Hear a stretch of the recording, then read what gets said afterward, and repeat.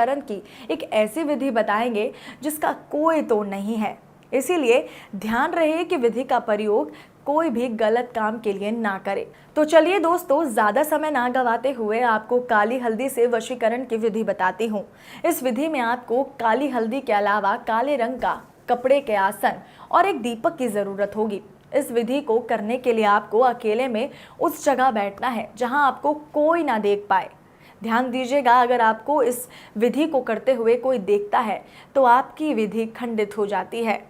दोस्तों, सबसे पहले आप काले रंग के आसन पर उस दिशा में मुंह करके बैठ जाइए जिसमें सूर्य उगता है। अब एक दीपक में घी डालकर उसे जला दीजिए। अब काली हल्दी को अपने सामने एक काली प्लेट में रख लीजिए। अब उस दीपक को प्लेट में पड़ी हल्दी के ऊपर से 3 बार घुमाकर दीपक को सूर्य के सामने ऊपर की तरफ उठा लीजिए। ध्यान रहे दोस्तों, दीपक और सूर्य की दृष्टि इस प्रकार की हो, आपको दीपक और सूर्य दोनों एक साथ दिखाई दे। ऐसा करने के बाद आपको शक्तिशाली मंत्र का जाप करना है जो गुरु माता जी द्वारा सिद्ध किया गया है। और ये मंत्र कुछ इस प्रकार है: ओम ह्रीम सूर्य सूर्याय ह्रीम नमः। इस मंत्र को आपको 3 बार उच्चारण करना है।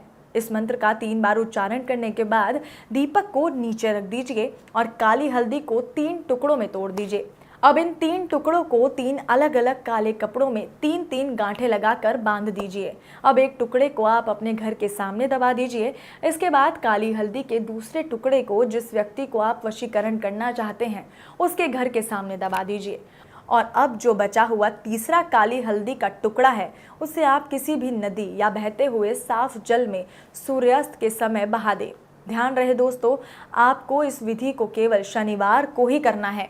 दोस्तों, इस विधि के सही तरीके से पूर्ण होने में कुछ समय बाद ही आपको दिखने लग जाएगा कि वो व्यक्ति आपके वश में आ चुका है।